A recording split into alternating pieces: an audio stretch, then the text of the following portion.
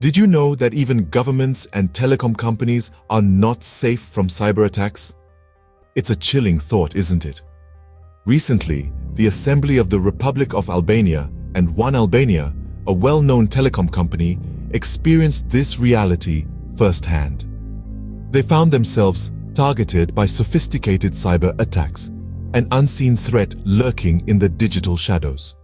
The country's National Authority for Electronic Certification and Cybersecurity, also known as ECSESC, was quick to respond. They revealed that these intrusions did not originate from Albanian IP addresses, a worrisome indication of the global nature of cyber threats. But even in the face of such daunting challenges, ECSESC demonstrated their resolve and capabilities. They managed to identify potential cases in real time, a testament to their vigilance and expertise. Yet, despite these efforts, the full implications of this incident remain shrouded in mystery. The exact scale and scope of these attacks are still unknown. So, who was behind these audacious cyber attacks?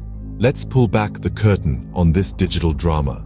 The puppet masters of this cyber spectacle were none other than an Iranian hacker group known as Homeland Justice. They stepped into the spotlight, unmasked, claiming responsibility for the cyber onslaught on the Assembly of the Republic of Albania and One Albania telecom company. This revelation led to an international reaction that was swift and decisive. The United States government, never one to sit idly by, responded by imposing sanctions. The sanctions were not just any sanctions, but ones targeting Iran's Ministry of Intelligence and Security, commonly known as MOIS, and its Minister of Intelligence, a man by the name of Esmail Khatib. Why these specific sanctions, you ask? Well, they were the result of MOIS and Mr. Khatib's involvement in cyber-enabled activities that ran afoul of the United States and its allies. These sanctions were imposed due to their engagement in cyber-enabled activities against the US and its allies. Why should we be concerned about these cyber attacks?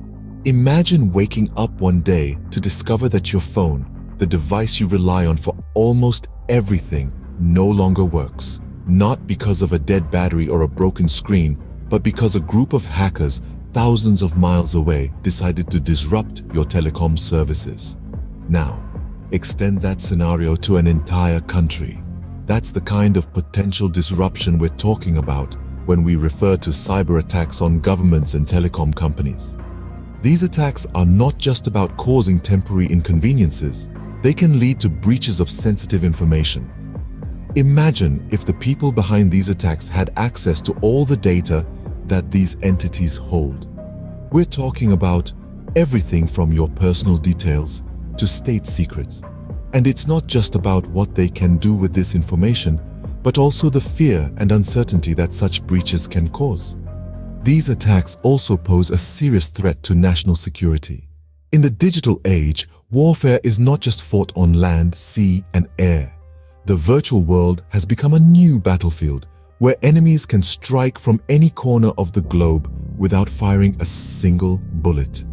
As we've seen with the involvement of an Iranian hacker group in the attacks on Albania and the subsequent actions taken by the US, these cyber attacks can have global implications. These threats are not confined to any one country or sector.